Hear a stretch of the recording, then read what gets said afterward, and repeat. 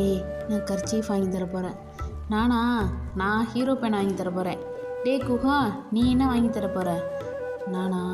எங்கள் அம்மா கிட்ட காசு கேட்கணும்டா, கொடுத்தா தான் வாங்கி தர முடியும். ஆமாம், நீ வாங்கி கொடுத்துட்டாலும் நீ சொல்கிறத உன் ட்ரௌசரே கேட்காது. ஒழுங்காக உன் ட்ரௌசரை அந்த கயிற்றில் மாட்டுடா அப்படின்னு அவன் ஃப்ரெண்டுங்கள்லாம் அவனை கலாய்க்கிறாங்க. ஏன்னா வறுமையின் பிடியில் வாழ்கிறாங்க. அவங்க அப்பா இல்லை, அம்மா மட்டும்தான். அம்மாவுக்கும் கொஞ்ச நாளாக வேலை இல்லை. 3 வேளை சாப்பாட்டுக்கே திண்டாட்டம். இந்த நேரத்தில் அம்மா கிட்ட காசு கேட்டா அப்படின்னு பல எண்ணங்களோட குகன் உட்காந்துருக்கான். உள்ள கிளாஸ் டீச்சர் வராங்க. ஏய், என்ன அங்கே சத்தம்?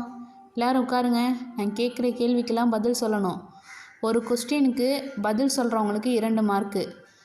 ஆண்கள்லாம் தனியாக உட்காருங்க, பெண்கள்லாம் தனியாக உட்காருங்க. யார் ஜெயிக்கிறாங்கன்னு பார்க்கலாம். ஒரு பையன் எந்திரிச்சு கேட்குறான். சார், பாதி பதில் சொன்னால் 1 மார்க்கு தான் அப்படின்னு சிரிச்சுக்கிட்டே கேள்வி கேட்க ஆரம்பிக்கிறாரு. எப்பவும் போல் பெண்கள் தான் ஜெயிக்கிறாங்க. கை தட்டிட்டு சார் சொல்கிறாங்க, எப்போவும் பெண்கள் தான் ஜெயிக்கிறாங்கன்னு ஆண்கள் பின்தங்கிடக்கூடாதுப்பா. படிக்கணும், போட்டி இருக்கணும், பொறாமல் இருக்கக்கூடாது, நிறைய கற்றுக்கணும், தெரியாதவங்களுக்கு சொல்லிக் கொடுங்க, அகம்பாவம் இருக்கக்கூடாது அப்படின்னு சொல்லிட்டு அன்றைய நாள் முடியுது. அந்த சாரை அனைவருக்கும் பிடிக்கும். மறுநாள் டீச்சர்ஸ் டே, செப்டம்பர் 5. அதுக்காக தான் எல்லாரும் பேசிக்கிட்டு இருந்தது.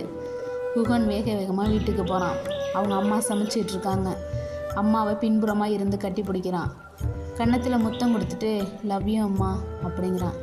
ஏய், என்ன வேணும்? எதுக்காக இந்த ஐஸு? அதுவா எனக்கு ஒரு 5 ரூபா காசு வேணும். ஏன்டா 5 ரூபா? நானே கடன் வாங்கி காய் வாங்கி அரிசி வாங்கி சமைக்கிறேன். உனக்கு ஏன் 5 ரூபா? அதுவா, டீச்சர்ஸ் டேக்கு கிஃப்ட் வாங்கி கொடுக்கணும். ஆமாம், இந்த குகன் கிஃப்ட்டு கொடுப்பான் டீச்சர்ஸ் டேக்கு. அப்போ தான் நம்ம ஹாப்பியாக இருக்க முடியும்னு உங்கள் சார் சொன்னாங்களா என்ன? உன் வேலையை பாடுறா. உங்கள் கிளாஸில் எத்தனை பேர் இருக்காங்க, எல்லாம் கிஃப்ட்டு கொடுப்பாங்க. போன வாரம் கேட்டல எள்ளு மிட்டாயி, அது அம்மிக்கட்டையில் வச்சுருக்கேன், எடுத்து சாப்பிடு அப்படின்னு அவங்க அம்மா சொல்கிறாங்க. குகனுக்கு ரொம்ப அழுகையாக வருது. எள்ளு மிட்டாயை கூட எடுத்து சாப்பிடலை, அழுதுகிட்டே படுத்திருக்கான். அவங்க அம்மா கொஞ்சம் நேரம் கழிச்சு, டேய் என்னடா படுத்திருக்க, கொஞ்சம் நேரம் போய் விளையாண்டுட்டு ஹோம்ஒர்க் பண்ணிவிட்டு படிச்சுட்டு தூங்கலாம் அப்படின்னு சொல்கிறாங்க.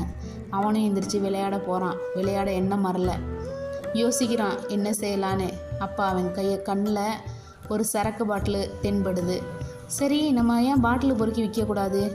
கிட்டத்தட்ட 20 பாட்டில் பொறுக்கிட்டு எந்திரிச்சு பார்த்தா அதே சாரு. டேய், என்னடா பண்ணுற? ஹோம்ஒர்க் பண்ணலை, விளையாண்டா கூட பரவாயில்ல, இப்படி சரக்கு பாட்டில் பொறுக்கிற? இப்பயே இந்த வேலை ஆரம்பிச்சிட்டியா? நாளைக்கு ஸ்கூலுக்கு வா. இதுவரையும் பாசமாக இருந்த டீச்சர் இன்றைக்கி கண்டிச்சிட்டு போகிறாரு. இருந்தாலும் இவன் கண்டுக்கலை. பாட்டிலை வேக வேகமாக எடுத்துகிட்டு போகிறான். அவனோட ஃப்ரெண்டு குமார், அடப்பாவி, எப்படா இப்படி நினச்ச? இப்படி மாறிட்டியடா, சரக்கு பாட்டிலாக பொறுக்கிற? எங்கள் அம்மாக்கெல்லாம் தெரிஞ்சால் என்னை தோல் உரிச்சு விட்ருவாங்க, இனிமேல் என்கிட்ட பேசாத அப்படின்னு சொல்லிட்டு ஓடி போகிறான். குகன் கடையை நோக்கி போகிறான். கடையில் பாட்டில் போகிறான். வேக வேகமாக ஓடுறான். ஏன்னா பேனா கிடைக்கலனா போய் பேனா கொடுங்க அப்படிங்கிறாங்க. கடைக்காரரோ ஊதா கலர் பேனாவை எடுத்து கொடுக்குறாரு. அண்ணே, இது இல்லைண்ணே, ரெட் கலர் பேனா அப்படிங்கிறான். ரெட் கலரா? ஏண்டா, நாளைக்கு டீச்சர்ஸ் டே இல்லை, யாராவது ரெட் கலர் வாங்கினாங்க? இல்லைடா. அப்போ எனக்கு ரெட் கலரே கொடுங்க அப்படின்னு அந்த பேனாவை வாங்கிக்கிட்டு எதையோ ஒரு சாதிச்ச சந்தோஷத்தில் போய் தூங்குறான்.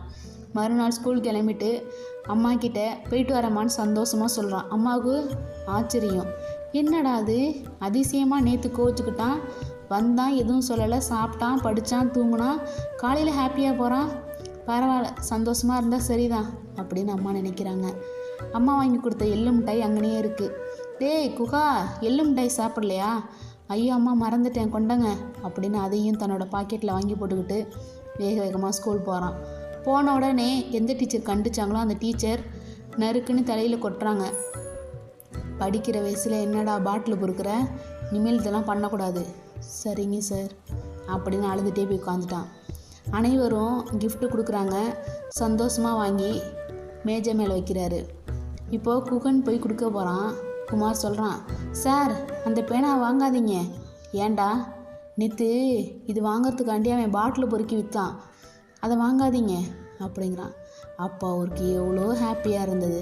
நமக்காக இவன் பாட்டில் பொறுக்கி விற்று அதில் gift வாங்கியிருக்கான் அப்படின்னு அனைவரும் கொடுத்த gift டேபிள் மேலே இருக்கையில் குகன் வாங்கின gift மட்டும் அந்த ரெட் கலர் பேனா மட்டும் சாரோட சட்டை பாக்கெட்டில் இருக்குது. குகனுக்கு அவ்வளோ பெரிய கெத்து. பாக்கெட்லேருந்து எள்ளும் டை எடுத்து ஹாப்பி டீச்சர்ஸ் டே சார் அப்படின்னு கொடுக்குறான். சார் ரொம்ப தேங்க்ஸ் சார் அப்படின்னு சொல்கிறாரு. சார் என்ன சார் சொல்கிறீங்க? ஆமாப்பா, உங்ககிட்டேருந்து தான் நிறைய கற்றுக்கணும் அப்படின்னு சொல்கிறாங்க. இந்த காணொளி முடிஞ்சிருச்சு. உங்கள் லைஃப்லேயும் ஸ்வீட் மெமரிஸ் இருந்தால் மறக்காமல் கமெண்டில் பதிவு பண்ணுங்கள். எனக்கும் நிறைய மெமரிஸ் இருக்குது, நான் அடுத்த காணொலியில் சொல்கிறேன். இந்த காணொளி பிடிச்சிருந்தால் லைக், ஷேர், சப்ஸ்கிரைப் பண்ணுங்கள். மீண்டும் அடுத்த காணொளி சந்திக்கிறேன். நன்றி, வணக்கம்.